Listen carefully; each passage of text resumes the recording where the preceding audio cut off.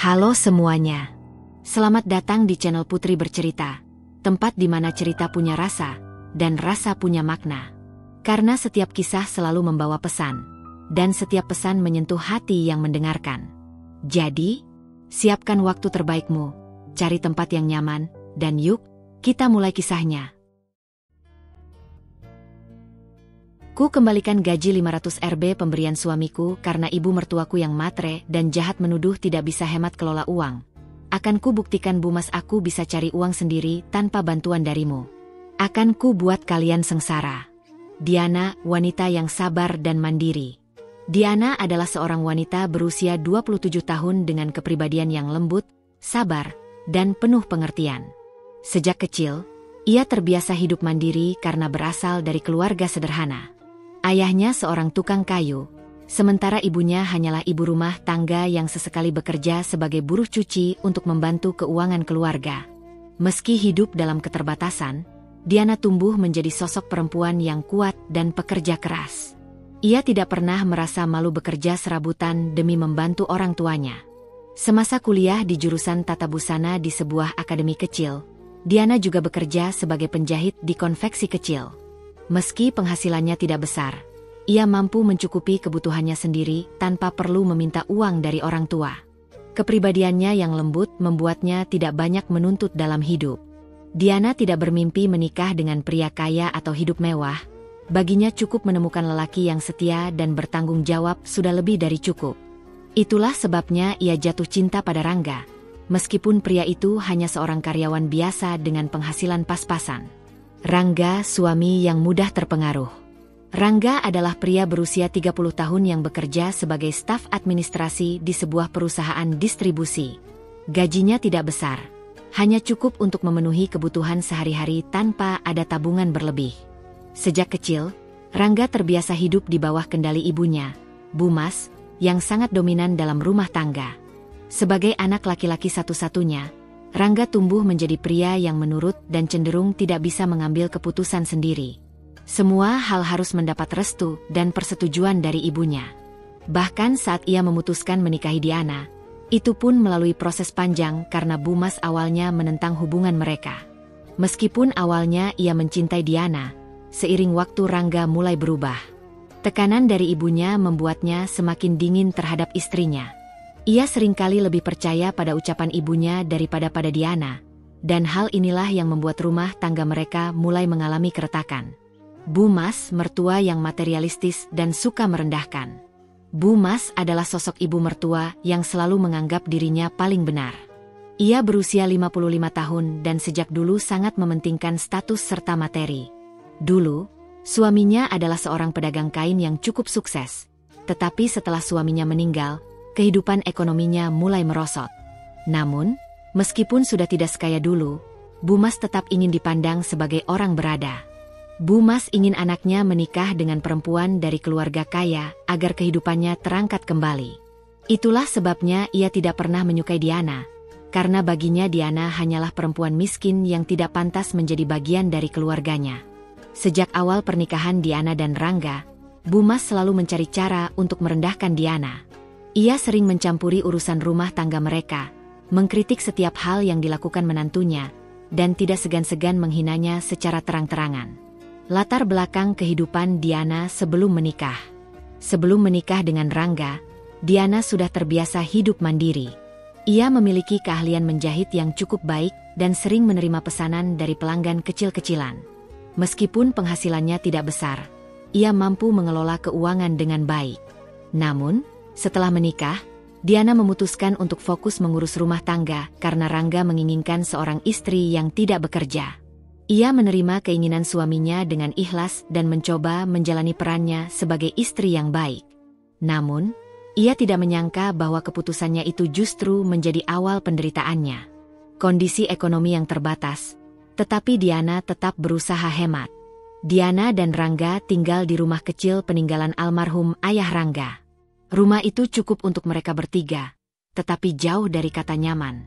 Atap sering bocor saat hujan, dindingnya sudah mulai kusam, dan banyak perabotan yang sudah tua tetapi tidak bisa diganti karena keterbatasan dana. Setiap bulan, Rangga hanya memberinya uang belanja Rp500.000 untuk memenuhi semua kebutuhan rumah tangga. Dengan jumlah yang sangat minim itu, Diana harus pintar-pintar mengatur pengeluaran. Ia terbiasa belanja di pasar tradisional, memilih bahan makanan yang lebih murah tetapi tetap bergizi. Diana juga sering mencari diskon dan membeli kebutuhan rumah tangga dengan cermat agar uang bisa cukup hingga akhir bulan. Namun, meskipun sudah berhemat sekuat tenaga, tetap saja uang itu sering tidak cukup. Hal inilah yang menjadi celah bagi Bu Mas untuk menyerangnya. Setiap kali Diana kehabisan uang sebelum akhir bulan, Bu Mas selalu menuduhnya boros dan tidak becus dalam mengelola rumah tangga. Padahal, jika dihitung, uang Rp500.000 itu nyaris mustahil cukup untuk kebutuhan sebulan, mengingat mereka bertiga harus makan, membayar listrik, air, serta kebutuhan lainnya. Tapi Diana tetap bersabar, berharap suatu hari nanti mertuanya akan mengerti betapa sulitnya hidup dalam keterbatasan. Namun, sayangnya harapan itu hanyalah angan-angan kosong. Bu Mas tidak pernah peduli dan terus mencari cara untuk menjatuhkan Diana di mata Rangga. Diana berjuang mengelola uang belanja. Rumah kecil tempat mereka tinggal bukanlah rumah yang nyaman. Bangunan tua itu berdiri di atas tanah sempit dengan ket dinding yang sudah mulai pudar. Halaman depannya hanya cukup untuk 2 pot tanaman yang Diana rawat dengan telaten. Meskipun seringkali Bu Mas mengomentari bahwa tanaman itu hanya buang-buang tempat. Di dalam rumah, ruang tamunya sempit dengan sofa tua yang busanya sudah kempis. Dapur berada di bagian belakang dengan perabotan yang serba terbatas. Kompor gas yang mereka pakai seringkali bermasalah, tetapi Diana tidak pernah mengeluh. Ia menerima keadaan itu dengan sabar, meyakinkan dirinya bahwa kebahagiaan tidak selalu diukur dari kemewahan. Namun, ada satu hal yang selalu membuatnya lelah, campur tangan Bu Mas dalam segala urusan rumah tangga mereka. Setiap pagi, Diana bangun lebih awal untuk menyiapkan sarapan. Ia terbiasa memasak dengan bahan sederhana, tempe goreng, sambal, dan sayur bening yang sering menjadi menu andalan mereka. Tapi meskipun sudah berusaha semaksimal mungkin, tetap saja Bu Mas tidak pernah puas. Tempe lagi? Apa kamu pikir anakku itu buruh kasar yang harus makan makanan murahan setiap hari? Komentar Bu Mas suatu pagi saat melihat Diana menyiapkan piring untuk sarapan. Diana hanya tersenyum tipis, berusaha menahan diri. Maaf, Bu. Tapi kita memang harus berhemat. Lagi pula, tempe juga sehat, jawabnya dengan lembut. Bu Mas mendengus, melipat tangannya di dada. Jangan sok pintar. Kalau kamu memang bisa mengatur uang, seharusnya bisa beli daging atau ayam sesekali. Dasar perempuan tidak becus mengurus rumah tangga. Diana menghela napas, tetapi ia tidak membalas. Percuma berdebat dengan mertuanya. Rp500.000 yang harus cukup untuk sebulan. Setiap awal bulan, Rangga akan menyerahkan uang belanja kepadanya. Hanya Rp500.000 yang harus cukup untuk memenuhi semua kebutuhan rumah tangga mereka selama sebulan.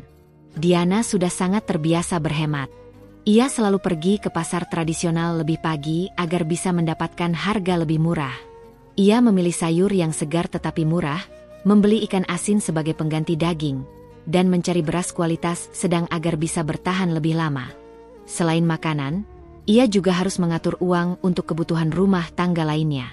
Gas LPG harus dibeli minimal sebulan sekali. Sabun mandi, sampo, deterjen, semuanya harus dihitung dengan teliti. Diana bahkan sering menakar pemakaian sabun cuci agar bisa bertahan lebih lama. Namun, meskipun sudah berusaha sekuat tenaga, tetap saja uang itu tidak pernah cukup hingga akhir bulan. Mengorbankan diri demi keluarga. Diana seringkali mengorbankan kebutuhannya sendiri agar uang belanja bisa cukup. Ia sudah lama tidak membeli baju baru. Semua pakaian yang ia pakai adalah baju lama, beberapa bahkan sudah mulai memudar warnanya. Jika ada yang robek, ia akan menjahitnya sendiri agar bisa tetap digunakan. Setiap kali ada diskon kebutuhan rumah tangga, ia akan membandingkan harga di beberapa toko sebelum membeli. Ia rela berjalan lebih jauh ke pasar sebelah karena di sana harga minyak goreng lebih murah Rp1.000 dibanding warung dekat rumah. Bahkan, jika suatu hari lauk mereka terlalu sedikit, Diana lebih memilih untuk berpura-pura kenyang agar Rangga dan Bu Mas bisa makan lebih banyak. Kamu kok nggak makan banyak? Tanya Rangga suatu malam saat melihat Diana hanya menyendok sedikit nasi dan kuah sayur tanpa lauk. Aku lagi nggak terlalu lapar. Mas, tadi sudah makan di dapur. Bohong Diana dengan senyum kecil, padahal perutnya sudah berbunyi sejak sore. Namun, pengorbanan itu tidak pernah dianggap oleh Bu Mas. Setiap kali Diana mengatakan uang belanja mulai menipis sebelum akhir bulan, mertuanya selalu merespons dengan sindiran. Hah? Baru tanggal segini kok sudah habis? Kamu tuh boros. Nggak bisa ngatur uang. Dulu waktu aku masih muda, uang Rp500.000 itu cukup untuk sebulan penuh, malah bisa nabung. Diana hanya bisa menunduk dan menggigit bibirnya sendiri. Ia tahu bahwa mertuanya hanya mencari alasan untuk merendahkannya, tetapi tetap saja kata-kata itu menyakitinya. Yang lebih menyakitkan lagi adalah Rangga selalu diam. Suaminya tidak pernah membela Diana di depan ibunya. Setiap kali Bu Mas memarahi Diana, Rangga hanya duduk diam sambil pura-pura fokus pada ponselnya. Jika Diana mencoba menjelaskan bahwa uang itu memang tidak cukup, Rangga malah menimpali dengan nada dingin. Coba lebih irit lagi, Dek. Jangan terlalu banyak beli yang gak perlu. Diana ingin menangis, tetapi ia selalu menahan diri. Ia tidak mau terlihat lemah. Namun, satu hal yang semakin membuat hatinya terluka adalah ketika Bu Mas mulai menyindirnya secara terang-terangan. Makanya, perempuan itu harus cari suami yang kaya. Kalau kamu dulu dengar omongan orang tuamu, pasti sekarang hidupmu enak.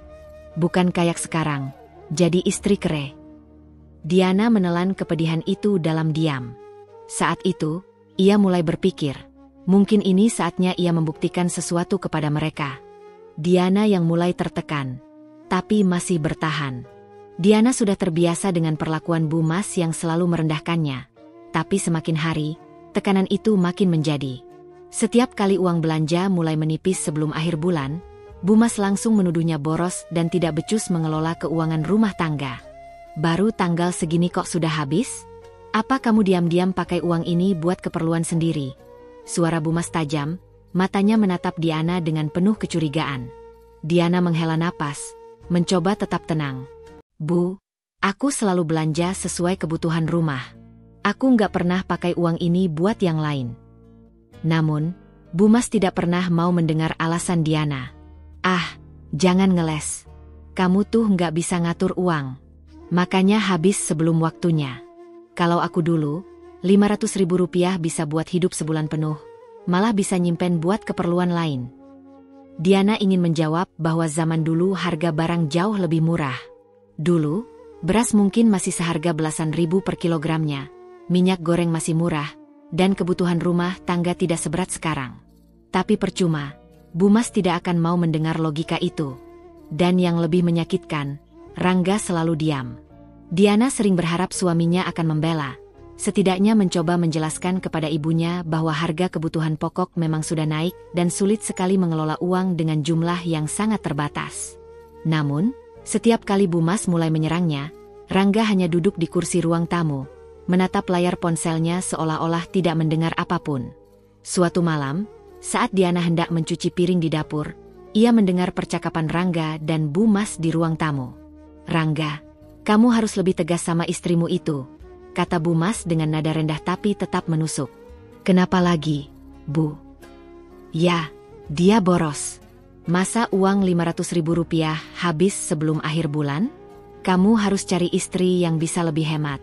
Kalau perlu, kasih dia Rp300.000 saja bulan depan, biar dia tahu cara mengatur uang dengan benar. Diana menggigit bibirnya, menahan sakit yang merayap ke dadanya. Namun yang lebih menyakitkan adalah jawaban Rangga. Iya sih, Bu.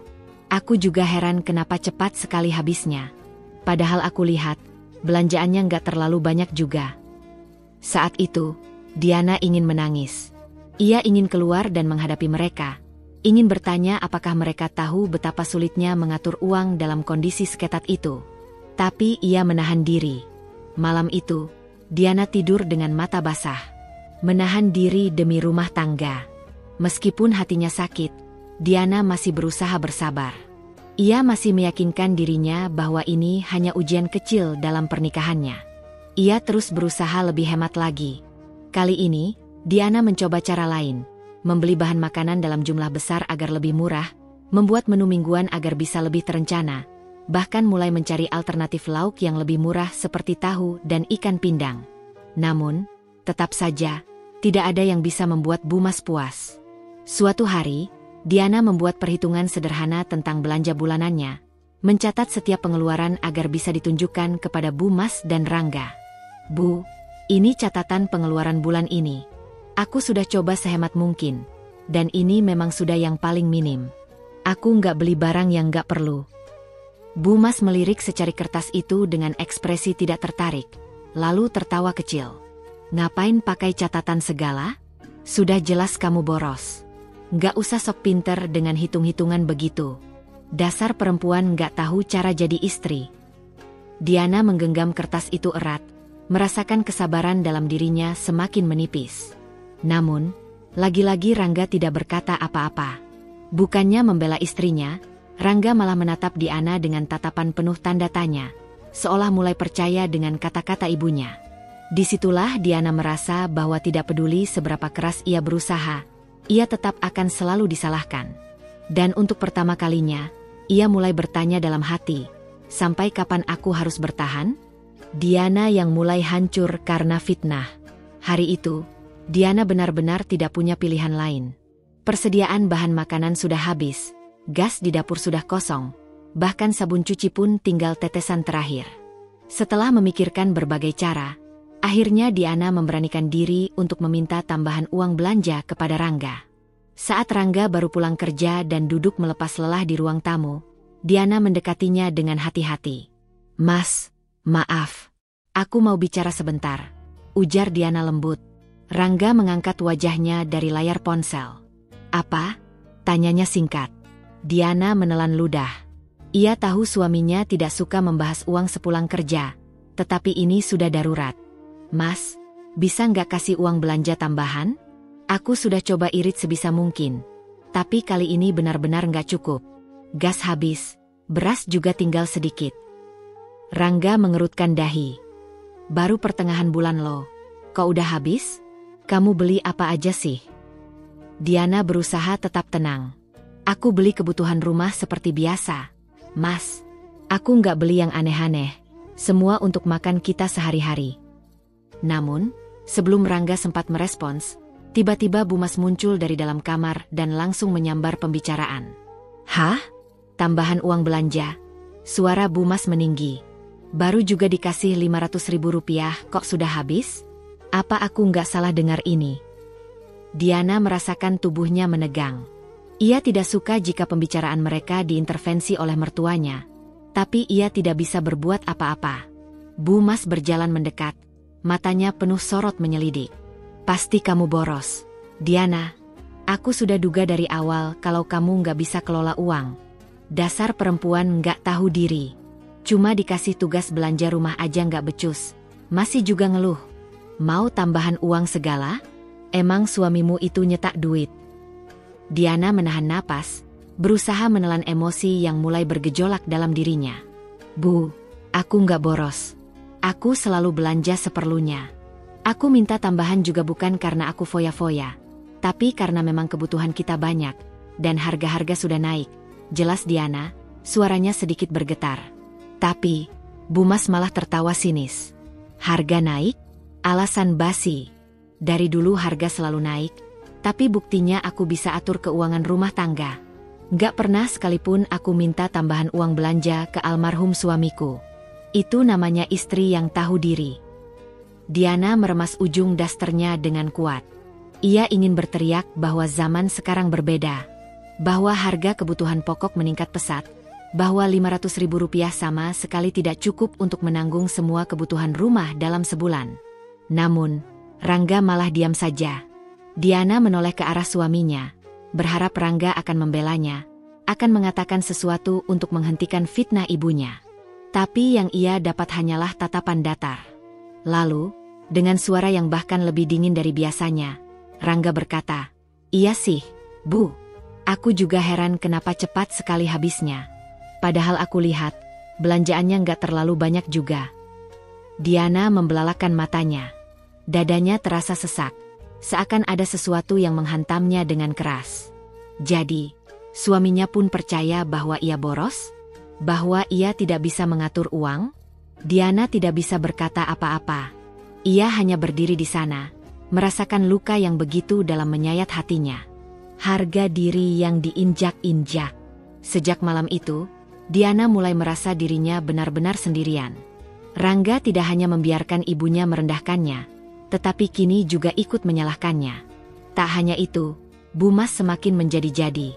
Setiap hari, ia selalu melontarkan sindiran yang menusuk, seolah ingin memastikan Diana benar-benar merasa terhina. Lihat tuh, istrinya Rangga. Nggak bisa hemat, cuma tahu minta duit doang. Jadi istri kok nggak bisa ngatur uang?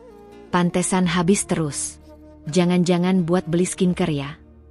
Zaman dulu, istri yang nggak bisa kelola uang udah pasti dimadu. Untung aja anakku terlalu baik sama kamu. Diana menahan air matanya setiap hari. Ia ingin melawan, ingin membela dirinya. Tapi untuk apa? Bu Mas tidak akan pernah mau mendengar. Dan Rangga, suaminya sendiri, malah memihak ibunya. Malam itu, untuk pertama kalinya Diana mulai berpikir, haruskah ia terus bertahan dalam pernikahan ini? Diana memulai perjuangannya. Setelah berhari-hari merenung dan merasa tertekan oleh ucapan-ucapan menyakitkan dari Bu Mas dan sikap acuh tak acuh dari Rangga, Diana akhirnya mengambil keputusan. Ia tidak akan lagi berharap pada suaminya. Ia tidak akan membiarkan dirinya terus-menerus dihina hanya karena uang belanja yang memang tidak cukup. Jika selama ini Bu Mas dan Rangga menganggapnya hanya sebagai istri yang menghabiskan uang, maka ia akan membuktikan bahwa ia bisa mencari uang sendiri. Malam itu, setelah Rangga dan Bu Mas tertidur lelap, Diana duduk sendirian di meja makan, menatap ponsel bututnya. Ia mulai mencari pekerjaan yang bisa ia lakukan dari rumah, pekerjaan yang tidak akan diketahui oleh mertua dan suaminya. Karena Diana tahu, jika mereka sampai tahu ia bekerja, pasti akan ada hujatan baru. Mau kerja? Memangnya kamu punya keterampilan apa?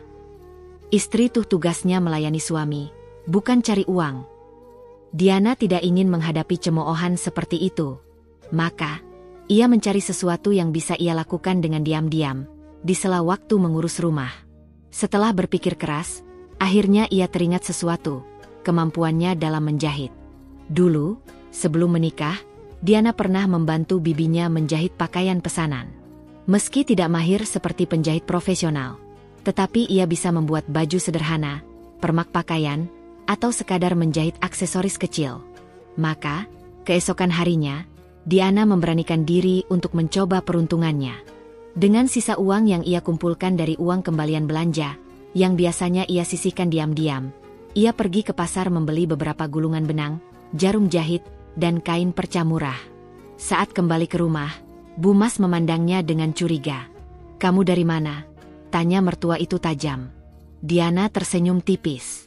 "Dari pasar, Bu." Bu Mas menyipitkan mata, melirik plastik di tangan Diana. "Beli apa? Jangan-jangan belanja aneh-aneh lagi?" Diana tetap berusaha tenang.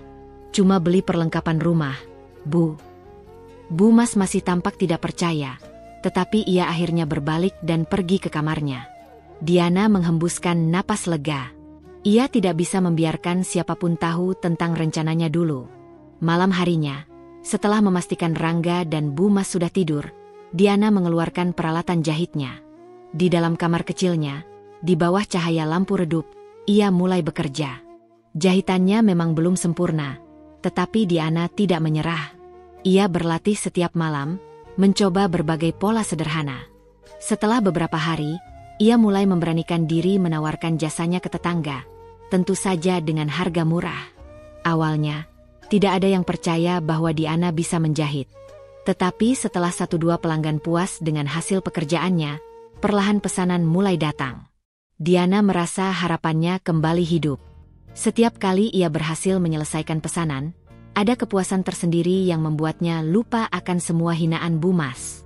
Namun, ia tahu bahwa ini baru permulaan. Masih ada jalan panjang yang harus ia tempuh untuk benar-benar membuktikan bahwa dirinya bisa mandiri tanpa bantuan siapapun.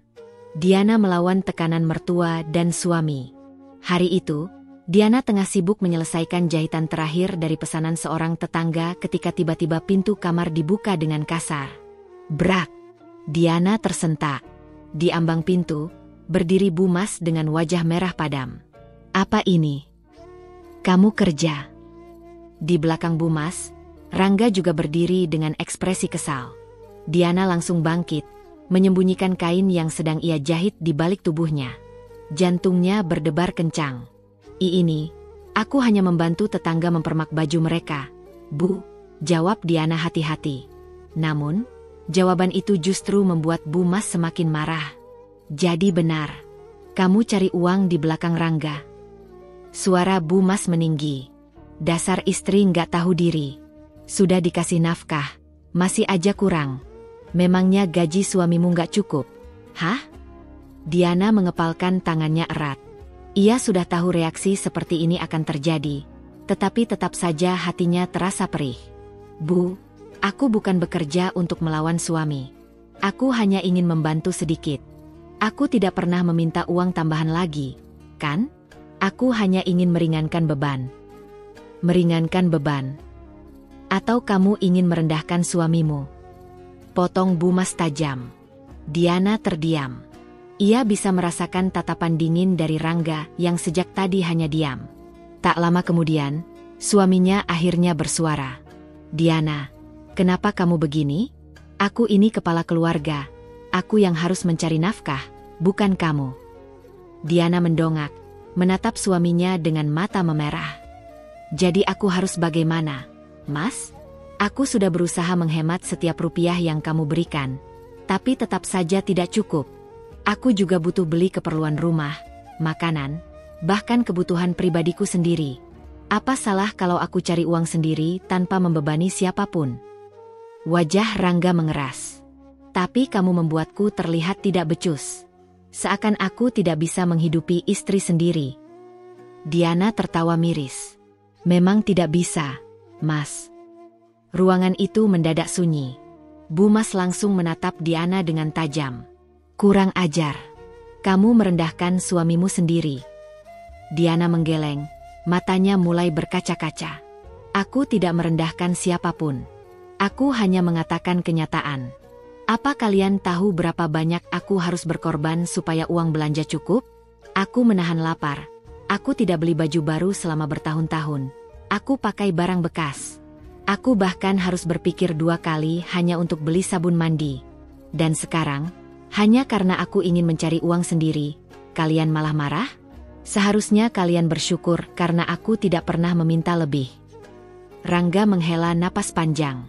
Ia tahu ucapan istrinya ada benarnya, tetapi harga dirinya sebagai laki-laki sudah terlanjur terluka.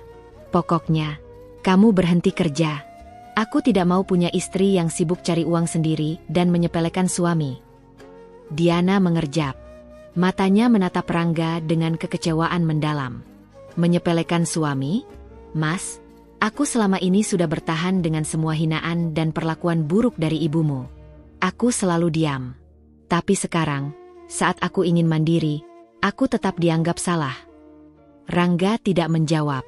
Bu Mas justru semakin emosi dan menuding Diana dengan kasar. Kalau kamu nggak mau nurut, lebih baik kamu angkat kaki dari rumah ini. Aku nggak butuh menantu pembangkang. Diana tertegun. Dadanya terasa sesak. Ia menatap suaminya dengan penuh harap, berharap Rangga akan membela dan menenangkan ibunya. Namun, Rangga justru mengalihkan pandangan. Diana tersenyum pahit. Jadi seperti ini akhirnya. Ia selalu dianggap beban, meskipun sudah berusaha mati-matian. Tetapi Diana tidak akan menyerah. Jika mereka ingin melihatnya terpuruk, maka ia akan membuktikan bahwa ia bisa berdiri sendiri. Dengan kepala tegak dan hati yang penuh luka, Diana bertekad untuk melawan nasibnya sendiri. Diana menolak uang suami, menantang martabat mertua. Diana menggenggam uang kertas 5 lembar di tangannya.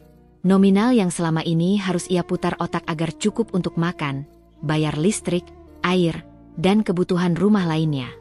Namun kini, uang itu terasa begitu ringan di tangannya.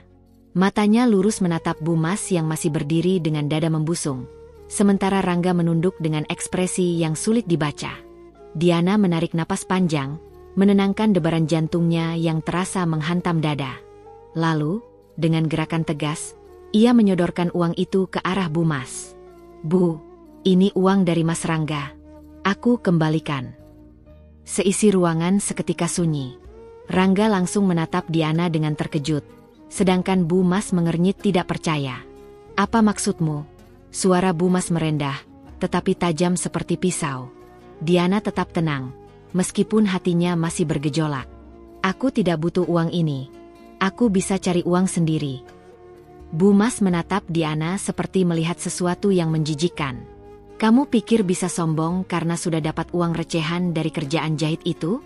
Jangan konyol, Diana. Kamu tetap istri. Tugasmu itu di rumah, bukan sok-sokan cari uang sendiri." Diana tidak bergeming. Ia tetap berdiri tegak, meskipun dalam hatinya ia bisa merasakan luka yang semakin dalam akibat ucapan Bu Mas. "Aku bekerja bukan karena ingin sombong, Bu. Aku hanya ingin membuktikan bahwa aku tidak seboros yang Ibu tuduhkan. Aku tidak butuh 500.000 rupiah ini, karena aku bisa mencukupi kebutuhanku sendiri tanpa meminta sepeser pun dari suami atau ibu."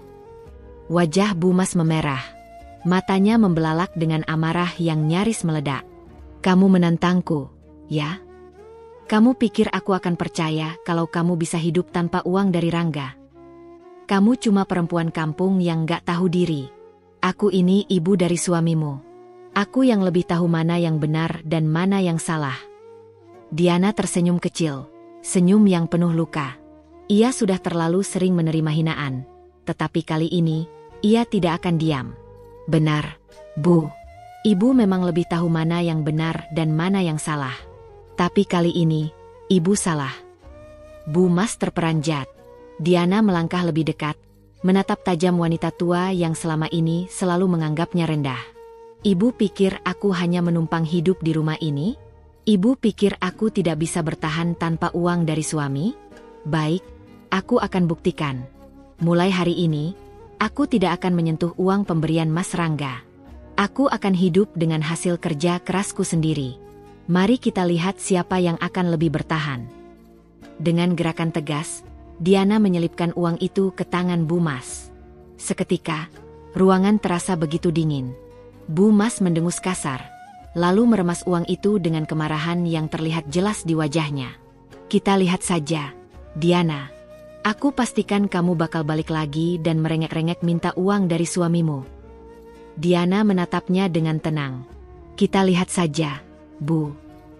Lalu, tanpa menoleh ke arah Rangga yang masih berdiri di sudut ruangan dengan kebingungan di wajahnya, Diana berbalik dan melangkah pergi. Dadanya terasa sesak, tetapi langkahnya ringan. Karena untuk pertama kalinya, ia benar-benar membebaskan dirinya sendiri. Diana semakin mandiri, menunjukkan bahwa ia bisa hidup tanpa uang suami. Diana semakin larut dalam pekerjaannya. Setiap malam, suara mesin jahit menjadi teman setianya, menggantikan kebisingan tuduhan dan hinaan Bu Mas. Tangannya lincah menjahit kain demi kain, menghasilkan potongan yang rapi dan berkualitas. Awalnya, ia hanya menerima pesanan dari ibu-ibu sekitar rumah yang ingin menjahit pakaian sederhana, seperti daster atau rok rumahan. Namun, lama-kelamaan, hasil jahitannya mulai menarik perhatian lebih banyak orang. Suatu hari, seorang pelanggan tetapnya, Bu Rina, tersenyum puas saat mencoba gamis yang dijahit Diana. "Diana, jahitanmu rapi sekali. Nggak nyangka, hasilnya malah lebih bagus dari di toko." Diana tersenyum, hatinya menghangat mendengar pujian itu. "Terima kasih, Bu. Saya cuma berusaha melakukan yang terbaik." Bu Rina mengangguk. "Kalau begini, kamu harus coba terima pesanan lebih banyak, Nak. Saya yakin, usaha jahitanmu bisa berkembang." Saran itu sempat membuat Diana terdiam. Benarkah ia bisa lebih berkembang? Namun, ia menepis keraguan itu. Tidak ada salahnya mencoba. Ia mulai lebih aktif mempromosikan jahitannya ke lingkungan sekitar, bahkan meminta tolong salah satu pelanggan setianya untuk membantu menyebarkan informasi. Hasilnya tidak sia-sia. Dari mulut ke mulut, nama Diana sebagai penjahit handal mulai dikenal. Kini, bukan hanya tetangga dekat yang datang, tetapi juga pelanggan dari luar lingkungan rumah mereka. Suatu siang, Saat sedang sibuk mengukur kain, Diana dikejutkan oleh seorang wanita muda yang baru pertama kali datang ke rumahnya. "Mbak Diana ya? Aku dapat rekomendasi dari temanku. Katanya jahitan Mbak bagus. Aku butuh kebaya untuk acara tunangan. Bisa?" Diana tersenyum lebar. Ini adalah pesanan besar pertamanya. "Tentu bisa. Kapan acaranya?" Wanita itu menjawab dengan antusias. 2 minggu lagi. Aku pengen desain yang elegan tapi tetap simpel." Diana mengangguk mantap. "Saya bisa buatkan. Silakan pilih bahan kainnya dulu." Setelah pelanggan itu pergi, Diana menatap lembaran uang hasil DP yang ada di tangannya. Hatinya bergetar. Dulu, Rp500.000 yang diberikan Rangga terasa seperti tantangan besar yang harus dihadapi setiap bulan. Kini, dalam sehari saja, ia bisa mendapatkan lebih dari itu. Tanpa perlu menunggu belas kasihan suami atau omelan mertua. Ia berhasil membuktikan bahwa ia bisa menghidupi dirinya sendiri. Kini, Diana tidak lagi harus bergantung pada Rangga. Setiap kali butuh sesuatu, ia bisa membelinya sendiri tanpa meminta sepeser pun dari suaminya. Sepatu sandal yang talinya mulai putus, ia beli yang baru. Bumbu dapur habis, ia belanja tanpa perlu merasa bersalah karena dianggap pemboros. Bahkan, ia mulai menyisihkan sebagian penghasilannya untuk ditabung. Di dalam hati, ada rasa bangga yang tidak bisa ia ungkapkan dengan kata-kata. Namun, di sisi lain, ia tahu bahwa keberhasilannya ini pasti akan segera mengusik seseorang. Bu Mas tidak akan tinggal diam. Rangga merasa kehilangan kendali atas Diana. Sejak Diana semakin sibuk dengan jahitannya, Rangga mulai merasa ada yang berubah. Dulu, setiap kali pulang kerja, ia selalu disambut dengan wajah penuh senyum dan segelas teh hangat buatan istrinya. Sekarang, Diana lebih sering duduk di depan mesin jahitnya, sibuk dengan pesanan yang terus berdatangan. Di meja makan, makanan tetap tersedia seperti biasa, tetapi suasananya terasa berbeda. Diana tidak lagi banyak bicara. Ia tidak lagi menanyakan bagaimana hari Rangga di kantor. Diana seakan punya dunianya sendiri sekarang. Rangga merasa kehilangan kendali atas istrinya. Malam itu, ketika Rangga baru saja pulang kerja dan meletakkan tasnya, ia melihat Diana masih berkutat dengan mesin jahitnya. Tumpukan kain di sekelilingnya menunjukkan betapa sibuknya istrinya sekarang. "Diana, kamu nggak capek?" tanyanya, mencoba membuka percakapan. Diana menoleh sebentar dan tersenyum kecil. "Capek, tapi aku senang. Aku baru saja dapat pesanan dari pelanggan baru. Gajiku bulan ini sudah lebih dari 2 juta rupiah." Nada bangga dalam suara Diana membuat hati Rangga semakin gelisah. 2 juta rupiah? Itu hampir setengah dari gajinya sendiri. Diana tidak lagi bergantung padanya. Pikiran itu membuat dadanya terasa sesak. Seakan harga dirinya sebagai suami sedang terkikis perlahan. Dulu, Diana selalu menunggunya pulang, berharap uang belanja bulanan yang ia berikan. Sekarang, Diana bahkan bisa membeli kebutuhannya sendiri tanpa meminta izin padanya. Hal itu membuat Rangga semakin kesal. Dan yang lebih buruk lagi, Bu Mas terus menyulut api di hatinya. Bu Mas terus menghasut Rangga. Malam itu, setelah makan malam, Bu Mas duduk di ruang tamu sambil mengipasi dirinya dengan kipas lipat. Matanya melirik Diana yang masih sibuk dengan jahitannya. Lalu ia mendekati Rangga yang sedang duduk termenung. "Nak, kamu sadar enggak kalau istrimu sekarang sudah berubah?" Rangga mendesah, malas menanggapi. "Maksud ibu?" Bu Mas mendekat. Suaranya merendah seakan menyampaikan sesuatu yang sangat penting. "Dulu dia selalu nurut, kan? Sekarang lihat, dia lebih sibuk cari uang daripada melayani suaminya. Kamu itu laki-laki, Rangga. Harusnya istri tunduk sama suami, bukan sibuk kerja sampai lupa kodratnya." Kata-kata itu seperti racun yang mulai meresap ke dalam pikiran Rangga. "Kamu nggak lihat? Sekarang dia nggak pernah lagi minta uangmu. Lama-lama, dia nggak butuh kamu lagi. Nak, kalau perempuan sudah pegang uang sendiri, mereka gampang besar kepala. Lihat saja, sebentar lagi dia bakal ngelawan kamu." Wajah Rangga menegang. Ia tidak suka mendengar ibunya berbicara seperti itu, tetapi di dalam hatinya, ia tahu ada kebenaran dalam ucapan ibunya. Diana memang berubah. Diana tidak lagi sama seperti dulu. Dan itu membuat Rangga semakin gelisah. Bu Mas tersenyum tipis melihat ekspresi anaknya yang mulai bimbang. Ia tahu benih kebencian itu mulai tumbuh di hati Rangga. Dan sebentar lagi, Diana akan merasakan akibatnya. Rangga mulai berubah. Diana mulai merasakan perubahan sikap Rangga yang semakin dingin dan kasar. Dulu, meskipun mereka sering dihadapkan pada masalah ekonomi, Rangga masih bisa bersikap lembut padanya. Ia masih suka bercanda, masih menanyakan bagaimana hari Diana, atau sekadar membantunya merapikan rumah. Sekarang, kehangatan itu sudah hilang. Setiap kali pulang kerja, Rangga hanya melempar tasnya di atas meja dan langsung masuk ke kamar, seolah enggan berbicara dengannya. Jika Diana menyapanya, jawaban Rangga selalu pendek, seringkali disertai nada ketus yang menyakitkan. "Kenapa, Mas?"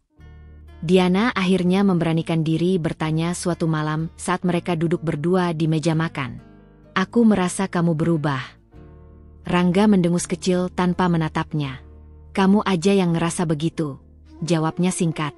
Diana menghela napas, berusaha menahan perasaannya yang mulai tersakiti. Ia bukan perempuan yang cengeng, tetapi perubahan Rangga terasa begitu nyata. Dan semakin hari, perubahan itu semakin menyakitkan. Rangga dekat dengan perempuan lain. Awalnya, Diana mencoba menyangkal perasaannya. Mungkin Rangga hanya lelah. Mungkin Rangga hanya butuh waktu untuk menerima kenyataan bahwa istrinya kini mandiri. Namun, segala harapan Diana hancur saat ia mendengar bisik-bisik dari tetangga. "Diana, kamu tahu nggak? Aku pernah lihat suamimu makan di warung Bu Sari sama perempuan lain. Mereka kelihatan akrab banget," bisik Mbak Rina, tetangga sebelah rumah. Diana terdiam. "Ah, mungkin cuma teman kantornya, Mbak," jawabnya dengan senyum dipaksakan. Meskipun di dalam hati, ia mulai merasa ada sesuatu yang tidak beres. Namun, kecurigaan itu semakin kuat saat Diana melihat sendiri bukti yang tidak bisa disangkal. Suatu malam, saat ia sedang merapikan pakaian Rangga, Diana menemukan sebuah struk restoran mahal yang jatuh dari saku celana suaminya. Matanya membelalak. Makan malam untuk 2 orang dengan total hampir Rp300.000. Jantungnya berdegup kencang. Seumur-umur mereka menikah, Rangga tidak pernah sekalipun mengajaknya makan di restoran semahal itu. Diana berusaha tetap tenang. Ia melipat struk itu, menyimpannya di laci meja rias, dan berpikir, siapa perempuan yang dia ajak makan? Namun, jawaban dari pertanyaannya itu datang lebih cepat dari yang ia duga. Pertemuan yang menyakitkan. Diana tidak pernah berniat mencari tahu lebih jauh. Ia percaya pada karma. Jika benar Rangga mengkhianatinya, maka suatu hari kebenaran akan terungkap dengan sendirinya. Dan itu terjadi lebih cepat dari yang ia bayangkan. Suatu sore, saat ia mengantar pesanan jahitan ke rumah seorang pelanggan, Diana melihat sesuatu yang membuat darahnya seketika membeku. Di seberang jalan, di depan sebuah kedai kopi, Rangga sedang duduk berdua dengan seorang perempuan. Bukan hanya sekadar duduk dan berbicara. Mereka tertawa, begitu akrab. Dan yang lebih menyakitkan, Rangga menggenggam tangan perempuan itu. Perempuan itu terlihat lebih muda, berpenampilan lembut, dengan senyum manis yang terlihat begitu patuh pada setiap kata-kata Rangga. Diana berdiri kaku di trotoar, merasakan sesuatu dalam dirinya remuk berkeping-keping. Ia ingin mendekati mereka. Ia ingin menampar Rangga dan menuntut penjelasan. Namun, di saat yang sama, ia tidak mau menunjukkan kelemahannya. Diana menarik napas dalam-dalam, menegakkan tubuhnya yang nyaris goyah. Jika ini memang kenyataan yang harus ia hadapi, maka ia akan menghadapinya dengan kepala tegak. Diana memutuskan untuk berhenti berjuang sendirian. Diana duduk di tepi ranjang, memandangi ruangan kecil yang selama ini menjadi saksi bisu perjuangannya. Dulu, tempat ini terasa begitu hangat. Sekalipun sempit dan sederhana, ia selalu merasa bahagia karena yakin bahwa ia dan Rangga memiliki cinta yang cukup untuk bertahan. Namun, sekarang semua terasa dingin dan kosong. Sudah terlalu banyak luka yang ia telan sendirian. Dan ketika Rangga pulang dengan wajah masam malam itu, Diana sudah siap menghadapi apapun yang akan terjadi. "Kamu masih kerja, kan?" tanya Rangga tanpa basa-basi. Diana menoleh, menatap wajah suaminya yang dulu penuh cinta, kini hanya dipenuhi amarah dan keegoisan. "Iya, aku masih kerja," jawabnya tanpa ragu. Rangga menghela napas kasar, lalu melempar tas kerjanya ke atas meja. "Berarti kamu gak peduli sama aku? Kamu lebih milih kerja daripada jadi istri yang nurut?" Diana tersenyum miris. "Aku selalu peduli, Mas. Bahkan saat kamu gak pernah peduli sama aku." Mata Rangga menyipit, ekspresinya semakin tidak suka. "Jangan belaga kuat, Diana. Aku masih suami kamu. Aku bisa melarang kamu kerja kapan saja." Diana menatapnya dengan tatapan tenang.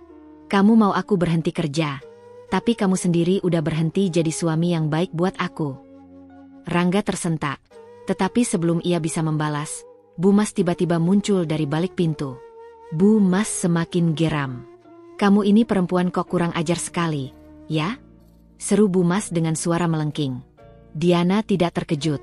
Ia tahu cepat atau lambat, ibu mertuanya pasti akan ikut campur. Udah dikasih suami yang baik, masih aja kurang bersyukur. Cuma disuruh berhenti kerja aja nggak mau. Dasar istri nggak tahu diri. Diana tersenyum tipis. "Bu, suami yang baik itu nggak akan memaksa istrinya menyerah demi egonya sendiri," katanya dengan nada tenang. Bu Mas membelalak, tidak menyangka bahwa Diana berani berbicara seperti itu. "Jadi kamu sekarang berani ngelawan aku?" Diana menegakkan bahu. Dulu, ia selalu memilih diam. Selalu menelan semua hinaan dengan sabar. Tapi tidak malam ini. "Aku cuma gak mau lagi jadi perempuan bodoh yang selalu menurut meskipun diinjak-injak." Bu Mas tampak semakin kesal. Wajahnya memerah, bibirnya bergetar menahan amarah. "Dengar, ya, rumah ini masih rumah Rangga. Kamu gak bisa berlagak seolah kamu yang berkuasa di sini." Diana mengangguk. "Betul, rumah ini memang rumah Mas Rangga," katanya santai. "Tapi kalau aku gak dihargai di sini, aku juga punya pilihan untuk pergi." Bu Mas terdiam. Rangga juga terlihat terkejut. Sepertinya mereka tidak menyangka Diana akan mengatakan hal itu. Sejak menikah, Diana selalu menurut. Tidak pernah membantah. Tidak pernah membela diri. Tapi sekarang, mereka melihat versi Diana yang berbeda. Versi Diana yang tidak takut lagi. Rangga mulai panik. "Kamu mau pergi kemana?" tanya Rangga akhirnya. Diana tersenyum tipis. "Aku bisa pergi kemanapun yang aku mau, Mas," katanya lembut, tapi penuh ketegasan. Rangga semakin tidak tenang. "Jadi ini intinya? Kamu udah ngerasa bisa cari duit sendiri, makanya kamu gak butuh aku lagi?" Diana menatapnya lekat-lekat. "Bukan aku yang berubah, Mas. Kamu yang berubah. Kamu yang gak lagi menghargai aku." Suaranya terdengar lebih tenang dari yang ia kira. "Dan aku gak mau mempertahankan sesuatu yang udah gak sehat." Rangga terdiam. Bu Mas masih mendengus kesal. Tetapi kali ini ia tidak bicara. Mungkin, untuk pertama kalinya, mereka sadar bahwa Diana bukan lagi perempuan yang bisa mereka kendalikan sesuka hati. Diana menarik napas dalam-dalam. Mungkin ini memang saatnya. Saatnya ia benar-benar memilih kebahagiaannya sendiri. Rangga kehilangan semuanya. Rangga duduk di ruang tamu, wajahnya penuh frustrasi. Ia mengacak-acak rambutnya, napasnya berat. Hari ini, ia resmi kehilangan pekerjaannya. "Aku dipecat, Bu," gumamnya dengan suara lemah. Bu Mas yang sedang duduk di kursi kayu menoleh dengan ekspresi tak percaya. "Apa?" serunya. "Kamu bercanda, kan?" Rangga menggeleng lemah. "Bos bilang, mereka harus melakukan pengurangan karyawan. Aku termasuk yang kena." Bu Mas terdiam, wajahnya mendadak pucat. Mereka selalu menggantungkan hidup pada gaji Rangga. Sekarang, tidak ada lagi uang yang bisa mereka pegang. Ya Tuhan, lalu bagaimana kita bisa hidup? Rangga tidak menjawab. Kepalanya penuh dengan penyesalan. Dulu, ia tidak pernah berpikir jauh. Selama ini, ia selalu merasa aman karena punya pekerjaan tetap. Tapi sekarang, ia bahkan tidak bisa memberikan uang belanja lagi. Ia melirik ke kamar yang dulu menjadi tempat tidur Diana. Kosong. Hanya menyisakan kenangan pahit tentang bagaimana ia dan ibunya memperlakukan perempuan yang seharusnya menjadi pendamping hidupnya. Dan Diana? Diana sedang bersinar, semakin sukses. Diana semakin berjaya. Di sebuah butik kecil yang baru saja ia buka, Diana berdiri di belakang meja kasir, tersenyum hangat pada pelanggan yang baru saja membeli pakaian buatannya. Dulu, ia hanya seorang penjahit rumahan yang bekerja diam-diam agar tidak ketahuan oleh Bu Mas dan Rangga. Sekarang, bisnisnya berkembang pesat. Ia bahkan memiliki beberapa karyawan yang membantunya. "Terima kasih, Mbak Diana. Aku suka sekali bajunya," ujar salah satu pelanggan dengan senyum lebar. Diana mengangguk ramah. "Sama-sama. Semoga cocok dipakai, ya." Setelah pelanggan pergi, ia menghela napas lega. Ia sudah melalui begitu banyak hal. Dihina, diremehkan, bahkan dituduh sebagai istri pemboros. Dan sekarang, ia membuktikan bahwa dirinya mampu berdiri sendiri. Tanpa suami, tanpa mertua yang selalu menyudutkannya, tanpa siapapun yang berusaha menjatuhkannya. Rangga kembali datang. Suatu sore, saat Diana sedang mengecek laporan keuangan butik, seseorang datang tanpa diundang. "Rangga." Diana tidak terkejut. Ia sudah mendengar dari beberapa kenalannya bahwa Rangga kehilangan pekerjaannya. Lelaki itu berdiri di depan pintu butik, terlihat lebih lusuh dan tidak terawat. "Diana," panggilnya pelan. Diana menutup buku catatannya, lalu menatap pria yang dulu pernah menjadi suaminya. "Ada apa, Mas?" tanyanya tenang. Rangga menelan ludah. Melihat Diana sekarang membuatnya semakin sadar akan kebodohannya. Perempuan yang dulu ia hina, perempuan yang ia abaikan, perempuan yang ia anggap tidak berguna, kini jauh lebih bersinar daripada dirinya. Aku cuma mau minta maaf." Suaranya terdengar ragu. "Aku sadar aku salah." Diana menatapnya dalam diam. Dulu, mungkin ia akan menangis jika mendengar Rangga mengatakan itu. Tapi sekarang, hatinya sudah terlalu kuat untuk menangis karena orang yang tidak pernah menghargainya. "Maaf, Mas Rangga," katanya lembut. "Tapi maaf saja nggak akan mengubah apapun." Rangga tampak semakin putus asa. "Aku kehilangan pekerjaan, Diana. Aku butuh bantuanmu," lanjutnya. Diana tersenyum miris. Dulu, ia pernah memohon kepada Rangga agar lebih menghargainya. Dan Rangga memilih untuk mengabaikannya. Sekarang, giliran Rangga yang membutuhkan pertolongannya. "Aku udah nggak punya urusan sama kamu lagi, Mas," jawab Diana mantap. "Aku sudah bahagia dengan hidupku sekarang." Rangga menatapnya dengan ekspresi penuh penyesalan. Tapi bagi Diana, itu semua sudah terlambat. Hidup berbalik.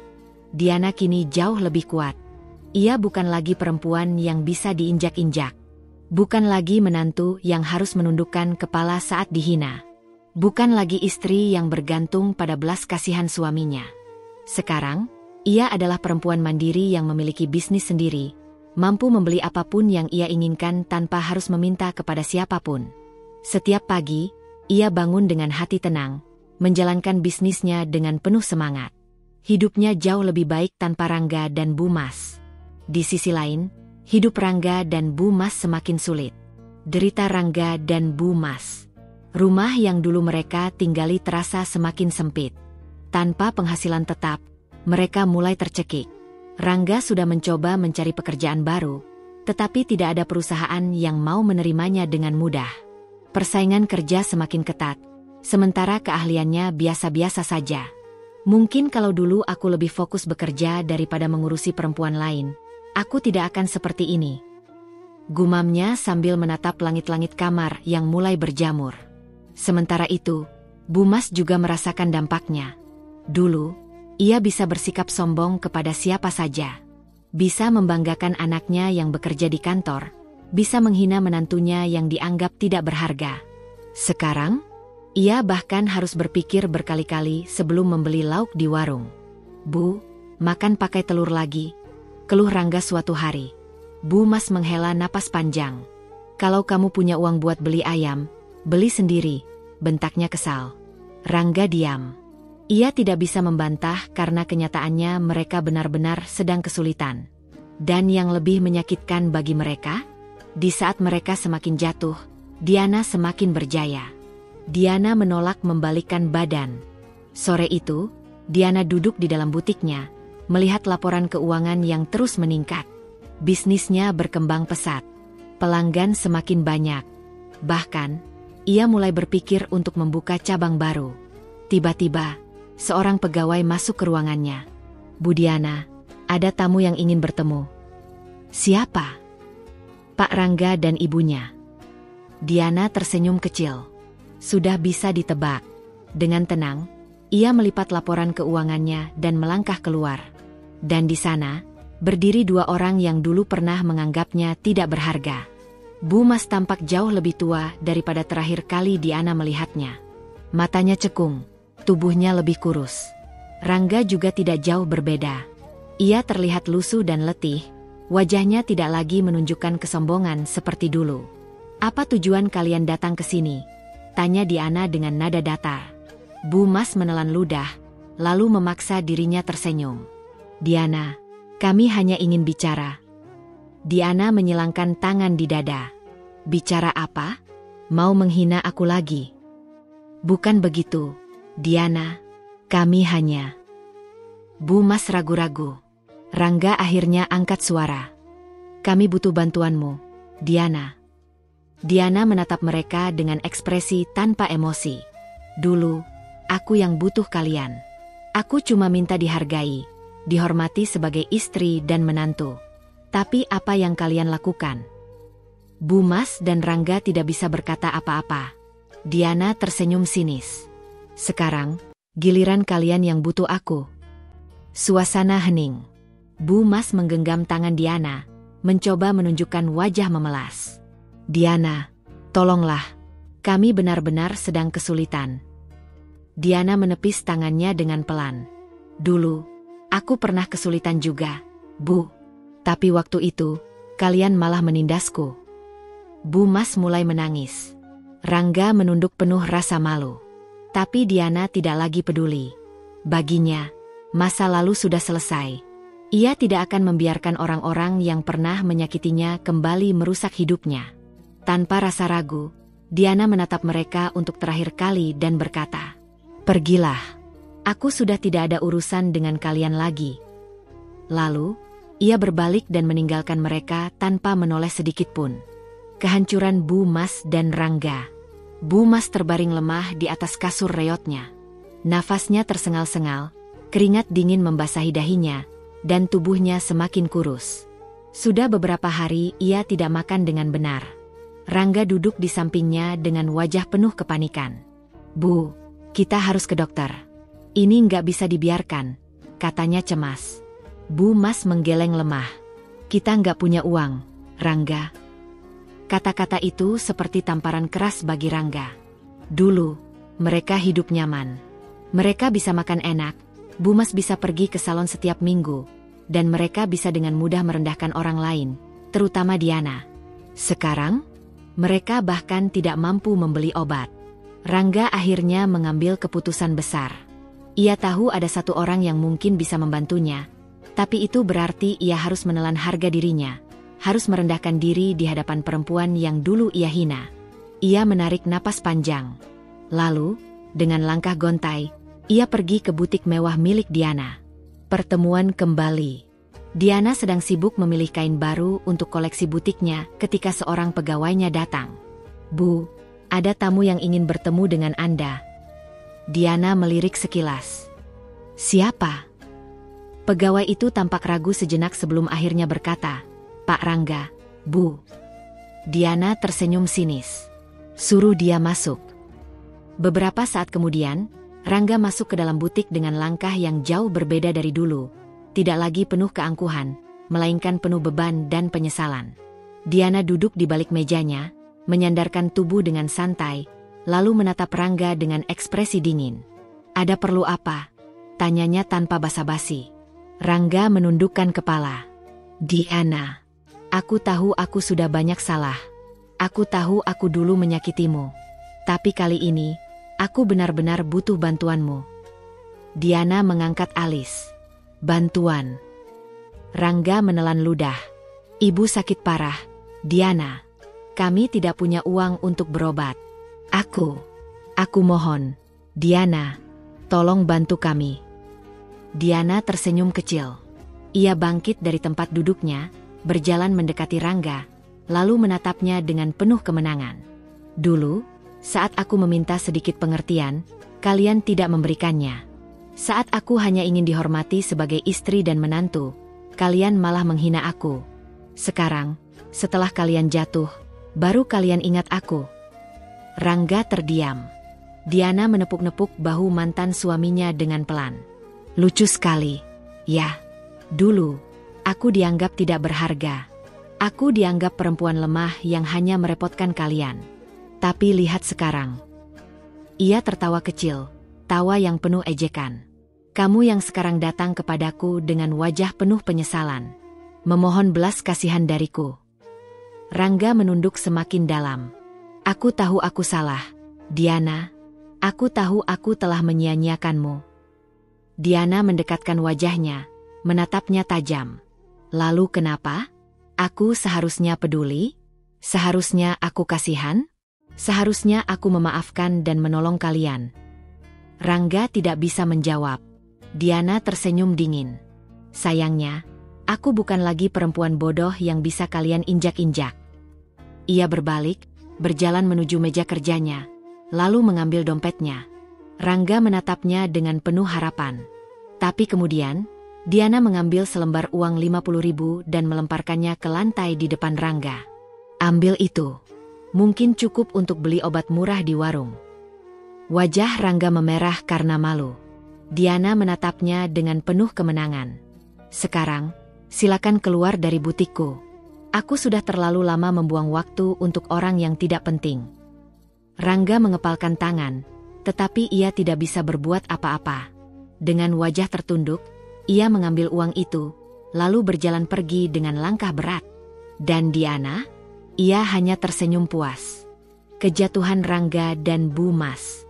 Hari-hari semakin berat bagi Rangga dan Bu Mas.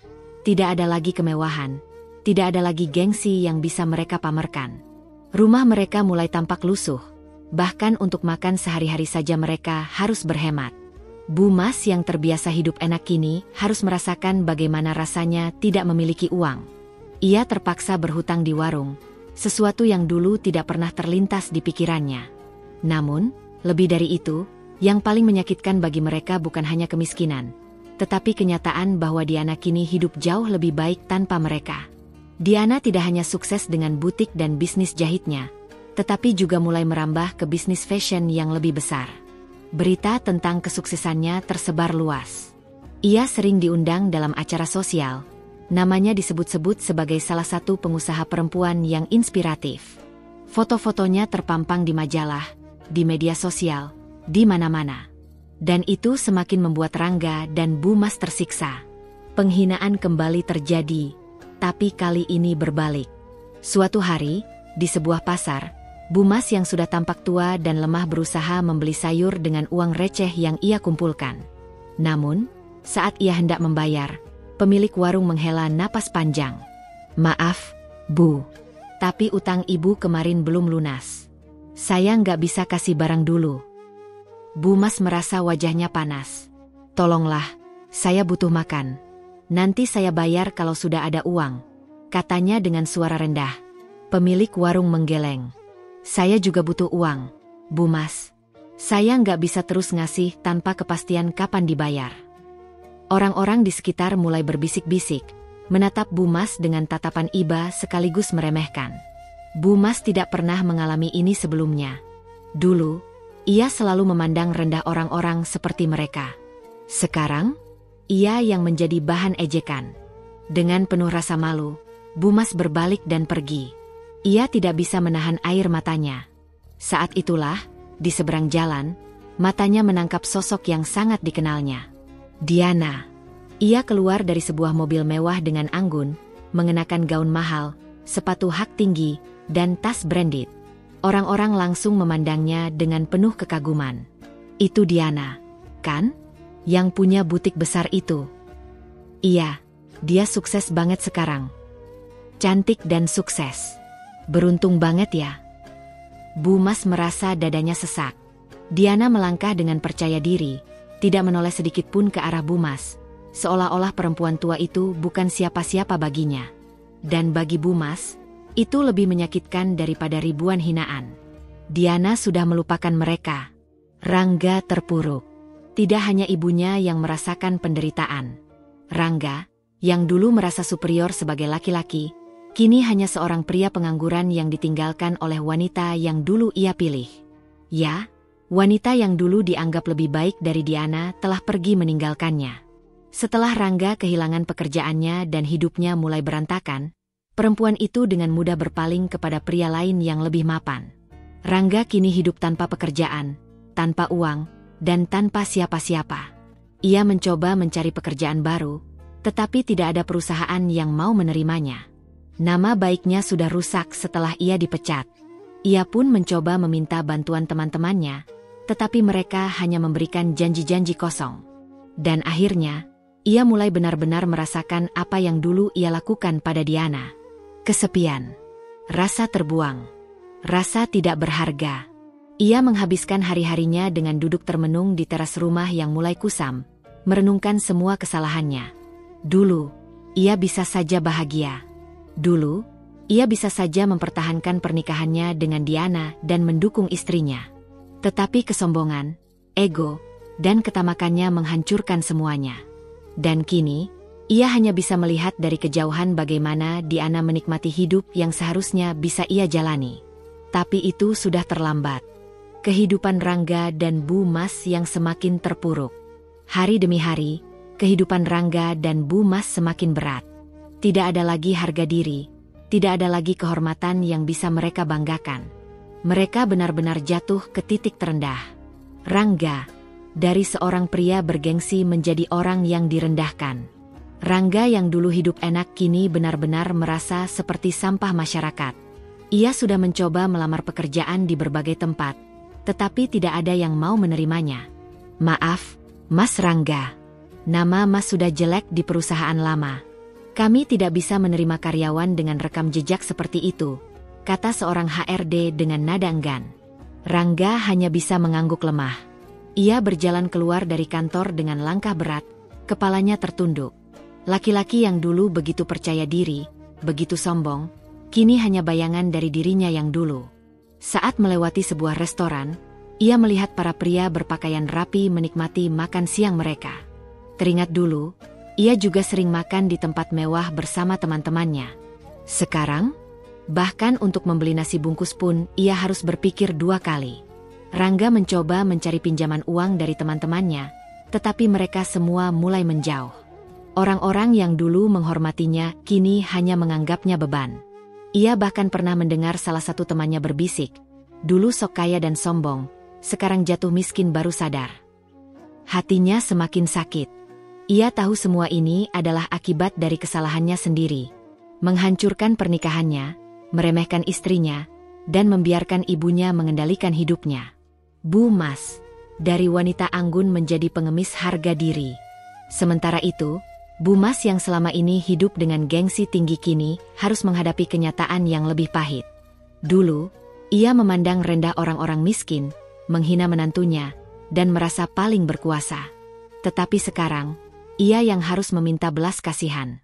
Suatu pagi, ia pergi ke rumah tetangganya, Bu Mirah, seorang ibu rumah tangga sederhana yang dulu sering ia hina. Bu Mirah, saya bisa pinjam beras sedikit? Nanti saya ganti kalau ada uang. Bu Mirah menatap Bu Mas dengan tatapan iba, tetapi ia tidak bisa lupa bagaimana Bu Mas pernah meremehkan dirinya. Maaf, Bu Mas. Saya juga harus pikirin keluarga sendiri. Kalau sedikit-sedikit minjam, saya nanti gimana? Bu Mas hanya bisa menelan ludah dan menundukkan kepala. Dengan langkah lemah, ia pulang ke rumah. Di dalam rumah, ia menangis terisak. Dulu, ia selalu menganggap dirinya wanita terhormat. Dulu, ia berpikir Diana hanyalah perempuan rendahan yang tidak pantas untuk Rangga. Tetapi sekarang, Diana yang mereka hina kini hidup lebih baik. Sementara ia harus menahan lapar.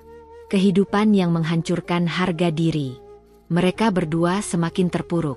Rangga mulai bekerja serabutan, kadang menjadi kuli bangunan, kadang menjadi ojek, tetapi uangnya tidak pernah cukup. Bu Mas yang semakin tua mulai sering sakit-sakitan, tetapi tidak ada uang untuk berobat. Rangga pernah berpikir untuk kembali meminta bantuan Diana. Tetapi setiap kali ia melihat Diana di media sosial, terlihat anggun, bahagia, dan sukses, ia tahu Diana sudah tidak lagi peduli padanya. Sebuah kenyataan yang paling menyakitkan. Hidup mereka kini hanyalah penyesalan yang tidak akan pernah bisa diperbaiki. Kehidupan yang kian menyedihkan. Hari-hari berlalu, tetapi tidak ada yang membaik dalam kehidupan Rangga dan Bu Mas. Rangga semakin tenggelam dalam kemiskinan dan penyesalan. Ia sering duduk termenung di depan rumah kontrakan kecil mereka, mengingat bagaimana dulu ia begitu sombong. Kini, ia hanya seorang pria yang kehilangan segalanya. Sementara itu, Bu Mas semakin sakit-sakitan. Tubuhnya melemah, wajahnya tampak lebih tua dari usianya, dan suaranya tidak lagi sekencang dulu.